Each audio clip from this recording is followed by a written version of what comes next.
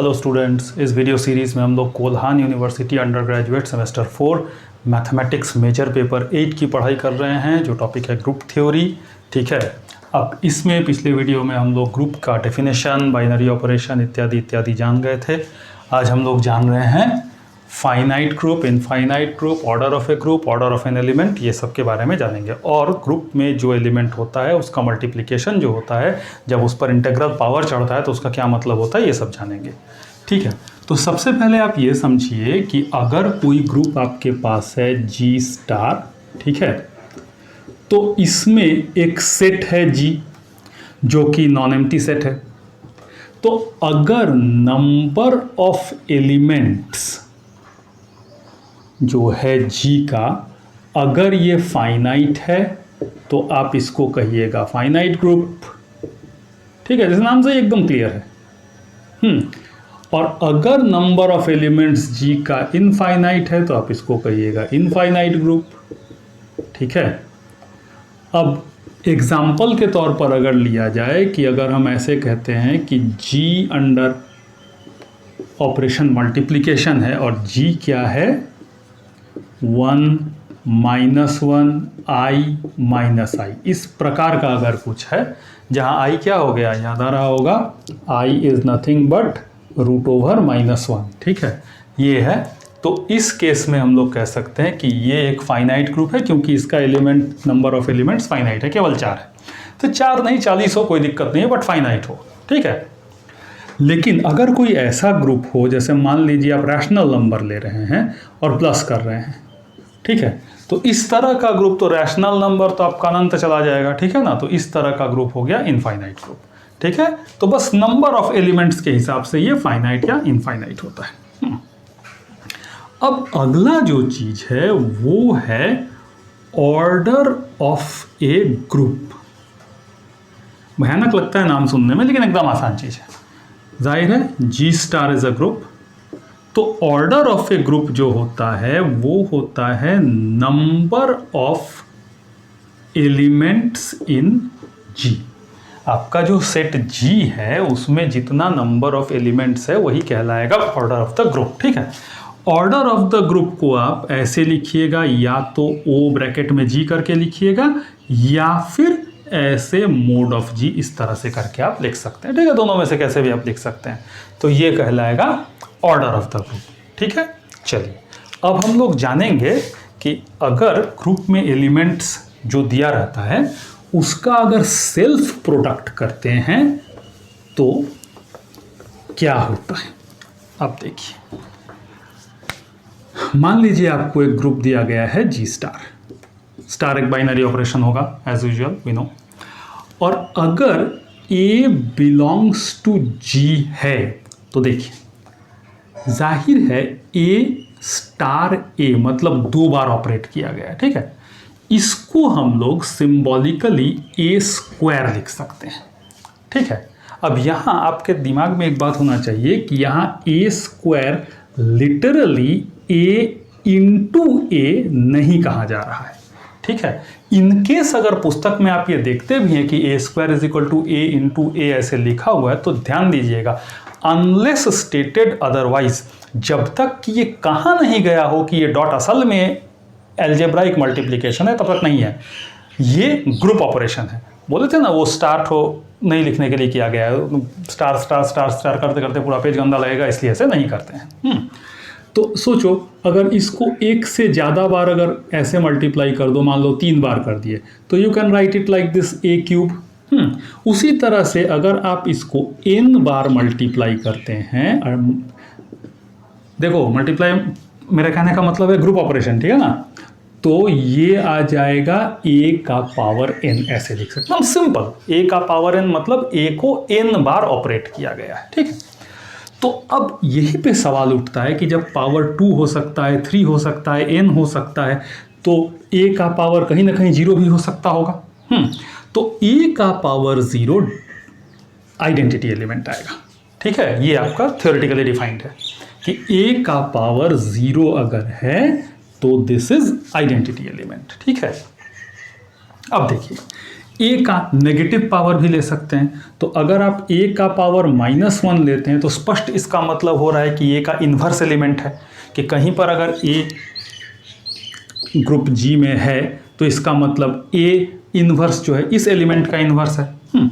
तो अगर आप कहीं पर a का पावर -n देखते हैं तो आप इसको स्पष्ट समझ जाइए कि a इन्वर्स का पावर n है, अर्थात ये a इन्वर्स को n बार ऑपरेट कराया गया है, n टाइम्स। ठीक है, तो ये सब पावर का खेल है। अगर मान लीजिए कहीं पर a का पावर m मिला और उसको ऑपरेट किया जा रहा है a का पावर n से, तो ये m+n भी हो जाएगा। लॉ ऑफ एक्सपोनेंट काम करता है। ठीक है, यहाँ काम करता है।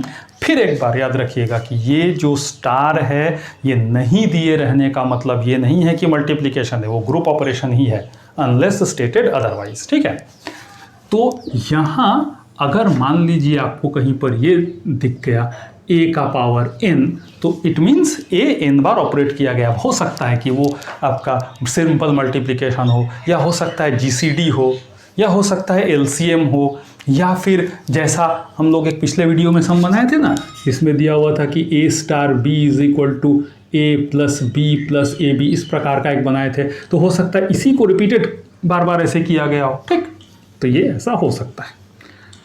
अब इन केस जो आपका ग्रुप दिया गया है वो एडिटिव ग्रुप है, एकदम खाटी एडिशन, अलजेब्रा वाला एडिशन। ठीक है, 2 + 2 4 वाला एडिशन।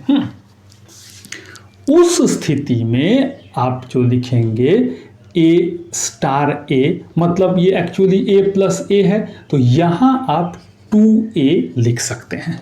ठीक है, वहां ऐसे लिखा होगा।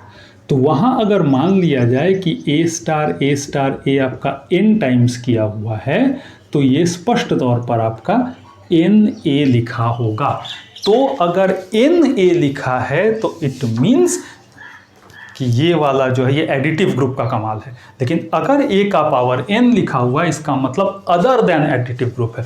वो मल्टीप्लिकेटिव भी हो सकता है, वो LCM भी हो सकता है, वो HCF भी हो सकता है, वो मैट्रिक्स ऑपरेशन भी हो सकता है, कुछ और भी हो सकता है। ठीक है, तो यहाँ ये बात ध्यान दीजिएगा। And above all this thing, a का पावर 0 यानी आइडेंटिटी एलिमेंट। ठीक है, तो हम लोग यहाँ जान गए कि ऑर्डर ऑफ ग्रुप और किसी एलिमेंट का पावर का क्या मतलब होता है। अब हम लोग अगला टॉपिक जानेंगे, ऑर्डर ऑफ एन एलिमेंट। ठीक है, ऑर्डर ऑफ एन एलिमेंट। अब देखिए, ऑर्डर ऑफ ए ग्रुप एकदम सिंपल चीज़ था। उस ग्रुप वाले सेट में कितना एलिमेंट है बस वो गिन लीजिए, ऑर्डर ऑफ ए ग्रुप हो गया। लेकिन ऑर्डर ऑफ ए एलिमेंट थोड़ा अलग चीज़ है। अब मान लिया जाए कि G* एक ग्रुप है जिसका आइडेंटिटी एलिमेंट जो है वो E है। ठीक, तो for any element A belongs to G, ठीक है, A का पावर m = E अगर होगा तो the smallest positive integer m is order of A। तो कहने का मतलब है कि फॉर ए ग्रुप, ठीक है, ये वाला जो हो गया G है ना, the smallest positive integer m to which an element must be raised so that a⁴m is equal to the identity element is called order of A।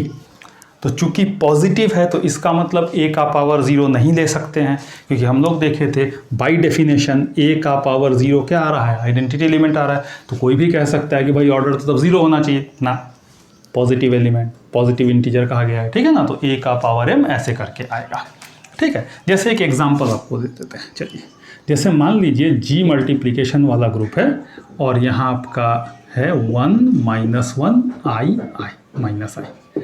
तो चूंकि ये मल्टीप्लिकेशन वाला ग्रुप है तो स्पष्ट तौर पर आप समझ रहे हैं कि आइडेंटिटी एलिमेंट 1 है, क्योंकि 1 ही है जिससे किसी को भी मल्टीप्लाई कीजिएगा तो वही आएगा वापस, ठीक है ना। अब सोचिए जरा इस एलिमेंट को ध्यान से देखिए, आई जो क्या है रूट ओवर माइनस 1 है। अब जरा सोचिए तो आई का कितना पावर कीजिएगा कि 1 आएगा, आई का स्क्वायर करेंगे तो नेगेटिव 1 आएगा, आई का पावर 4 करेंगे तो माइनस 1 का स्क्वायर यानी 1, आइडेंटिटी एलिमेंट आपका आ गया। इसका मतलब ऑर्डर ऑफ आई जो हुआ यहां हो गया 4, ठीक है। तो इसी प्रकार से हम लोग ऑर्डर ऑफ ए लिखते हैं। इसको सीधा ऐसे लिखा जाएगा order of A is equal to M. तो M is the smallest positive integer for which A to the power M is equal to E. ये ऑर्डर ऑफ द एलिमेंट हुआ, ठीक है। चलिए अब थोड़ा आगे जानेंगे। तो यहाँ ये थ्योरम है, कह रहा है let A be an element of a group G with identity element E such that order of A is equal to M, then a to the power n is equal to e for some n belongs to natural number if and only if m divides n। कहने का तात्पर्य ये है कि आपको दिया हुआ है कि G एक ग्रुप है ऑलरेडी, गिवन क्या है आपके पास, G is a group unless stated otherwise हम लोग जब मानेंगे कि वो फाइनाइट ग्रुप है, ठीक है ना। तो A बिलोंग करता है G को और order of A is equal to M है। तो इसका मतलब M is the smallest positive integer, definition से ही होना चाहिए, smallest positive integer for which a to the power m is equal to E होगा। देखो डेफिनेशन ये लिख देना पड़ेगा यहाँ पर, ठीक है।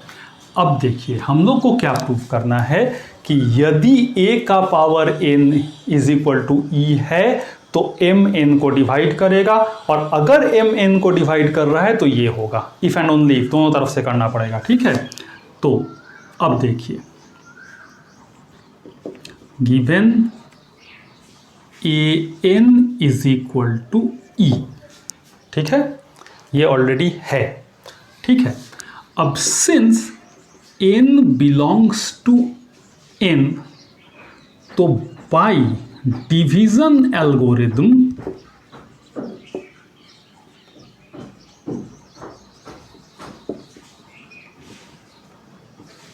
We have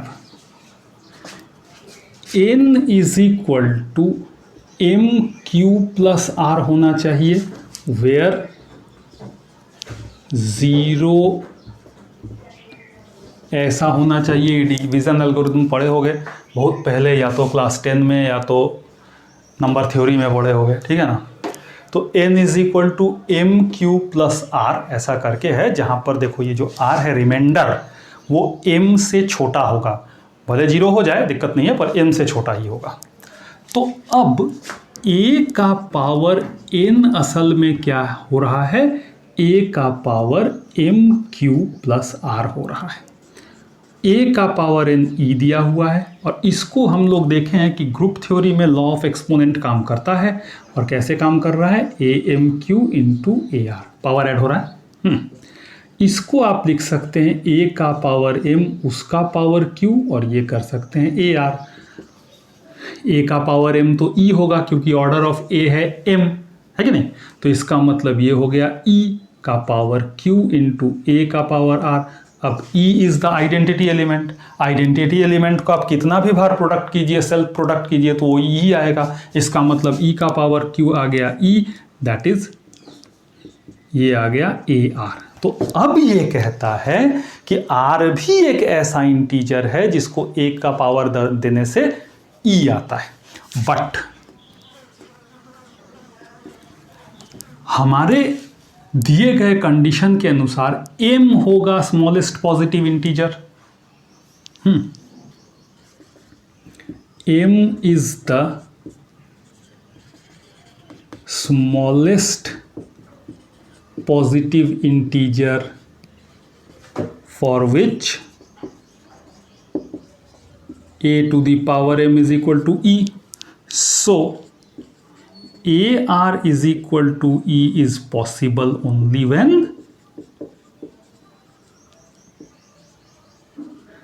R is equal to 0.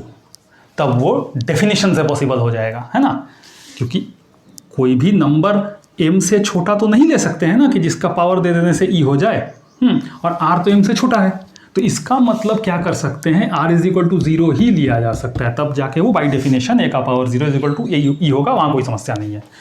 तो इसका मतलब जब r इज इक्वल टू 0 हो गया तो इसका मतलब n is equal to M Q हो रहा है प्लस 0। तो इसका क्लियर कट मतलब क्या हुआ, m divides n, this means m divides n। ठीक है, तो ये ऐसा हो गया। अब कॉन्वर्सली देखिए, कॉन्वर्सली में इसको मानेंगे कि गिवन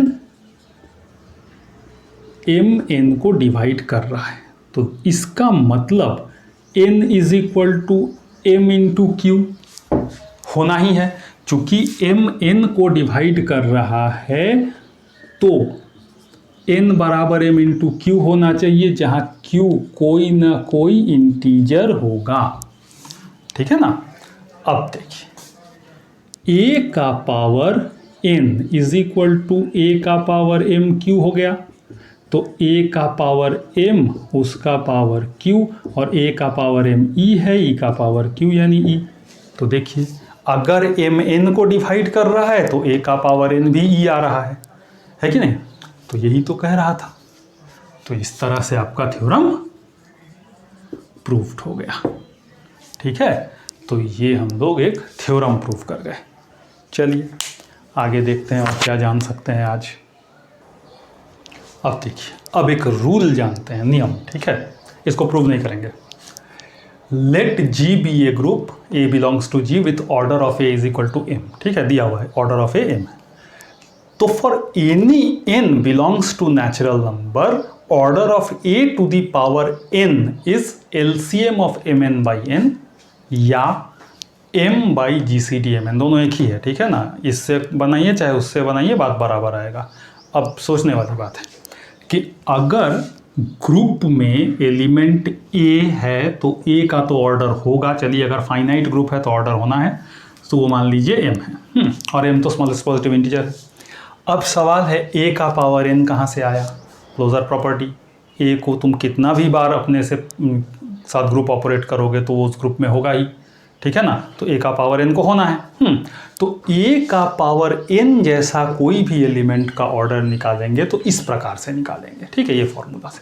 अब जैसे मान लीजिए इस पर बेस्ड आपको MCQ क्वेश्चन दिया जा सकता है कि ऐसे बोल दिया जाए कि G स्टार ग्रुप है, A बिलोंग्स टू G और such that order of A is equal to, आपको बोल दिया जाए कि भाई ऑर्डर ऑफ A है 30, चलो बोल दिया। ठीक है, ऑर्डर ऑफ A 30 है, तो फिर बोलता है then find order of A to the power 18। ऐसा बोल दिया कि ऑर्डर ऑफ A आपका 30 है, तो बताइए order of A to the power 18 कितना होगा। तो जरा देखो, ये इसके अनुसार ये 30 क्या हो गया आपका M हो गया, है ना, और ये खोजने बोल रहा है, तो यहाँ आपका N जो हो गया वो हो गया 18। तो ऑर्डर ऑफ A 18 जो होगा वो नियम से क्या होना चाहिए, LCM of 30 and 18 divided by 18 होना चाहिए। ठीक है, LCM किसका किसका निकाल रहे हैं, 30 और 18 का। तो इसका LCM स्पष्ट तौर पर आपका 90 आ जाएगा, और ये हो जाएगा 18, काटिएगा 5, यानी ऑर्डर ऑफ A 18 इज 5। ठीक है, तो इस तरह से आ जाएगा। अगर आप GCD से करना चाहते तो भी कर सकते थे, कोई दिक्कत नहीं था। ठीक है, अगर आपको मन था कि नहीं GCD वाला से करेंगे तो यहाँ M आपका कितना है, M देखिए 30 है, और आपको नीचे क्या लेना है, greatest common divisor of 18 and 30, इन दोनों का लेना है। तो 18 और 30 का ग्रेटेस्ट कॉमन डिवाइजर आपका 6 आ रहा है ना, तो 30/6 अगर कीजिएगा तो काटिएगा तो फिर से 5 आएगा। तो ये दोनों में से कुछ भी कीजिएगा आएगा। अब सवाल है कि तब आपको 2 ठो बताया क्यों गया, हो सकता है कि आपको MCQ में पूछ दे। और आपको तब बताया कि ऐसा ऐसा ऑप्शन दिया हुआ रहे और ऑप्शन में LCM वाला नहीं GCD वाला दिया रहे, वैसे लगा दीजिएगा, ठीक है ना। या फिर ऐसा डायरेक्ट क्वेश्चन करके 4 ठो ऑप्शन रहे और बोले आंसर बताओ, तो ये कर सकते हैं, ठीक है। चलो अब एक मज़ेदार चीज़ बताओ, ऑर्डर ऑफ आइडेंटिटी एलिमेंट खुद का क्या होगा इसका। तो याद रखिएगा ये 1 होगा, ठीक है। 0 ऑर्डर नहीं ले सकते क्योंकि ऑर्डर होगा पॉजिटिव इंटीजर, ठीक है। तो ऑर्डर ऑफ आइडेंटिटी एलिमेंट ई का 1 पकड़ेंगे, ठीक है। चलिए अब आगे एक चीज़ और जानेंगे आज। अब देखिए 2 elements A and B are said to be conjugate if B is equal to G A G inverse for some G belongs to G, ठीक है। तो ग्रुप में यहाँ 3 एलिमेंट काम कर रहा है, पहला A पे, दूसरा B, तीसरा G। तो A और B को एक दूसरे का कॉन्जुगेट कब कहेंगे, जब ये वाला रिलेशन होल्ड कर रहा हो, B is equal to G A G inverse, ठीक है। और G कहाँ से आएगा, ग्रुप से आएगा, वहाँ कोई एक ऐसा एलिमेंट G हो जिसके कारण ये वाला हो जाए। अगर ये हो गया तो A और B कॉन्जुगेट एलिमेंट होगा। और कॉन्जुगेट एलिमेंट होने का फ़ायदा क्या है, फ़ायदा ये है कि इस स्थिति में A का जो ऑर्डर आएगा B का भी वही ऑर्डर आएगा, ठीक है, अगर कॉन्जुगेट हुआ है तो, ठीक है। तो अगर मान लो तुमको A का ऑर्डर पता है और B का ऑर्डर आपको नहीं पता, लेकिन ये पता है कि A और B कॉन्जुगेट एलिमेंट है, तो दोनों का ऑर्डर सेम है, ठीक है। अब मज़ा क्या है कि इस तरह का कॉन्जुगेट एलिमेंट अगर हम ले लेते हैं, सपोज अपन ऐसे करते हैं B A B इन्वर्स या A B A इन्वर्स, जो चाहो जैसा चाहो, कुछ पकड़ लेते हैं। तो अभी चूंकि यहाँ ये नहीं कह रहे हैं कि A B A इन्वर्स असल में किसके इक्वल है, तो अभी कॉन्जुगेसी का कोई बात नहीं है, ठीक है। हम लोग क्या चीज़ में इंटरेस्टेड हैं कि इसका पावर दे के देखना है कि ये क्या रूप लेता है, ठीक है। तो चलिए देखते हैं इसको अभी यहीं तक, ठीक है ना, कॉन्जुगेट एलिमेंट यहीं तक। A B A इन्वर्स का स्क्वायर मतलब 2 बार ऑपरेट, तो A B A इन्वर्स हुआ। अब चूंकि ग्रुप ऑपरेशन है और एसोसिएटिविटी लगता ही है, तो A B A इन्वर्स आप यहाँ एसोसिएटिव लगा सकते हैं। तो A B E हो गया, B A इन्वर्स, अब E इंटू B B होगा, B into B A inverse, अर्थात A B square A inverse हो गया, ठीक है। अब सोचो यही चीज़ अगर 3 बार मल्टीप्लाई करने बोला जाता तो दैट वुड हैव बीन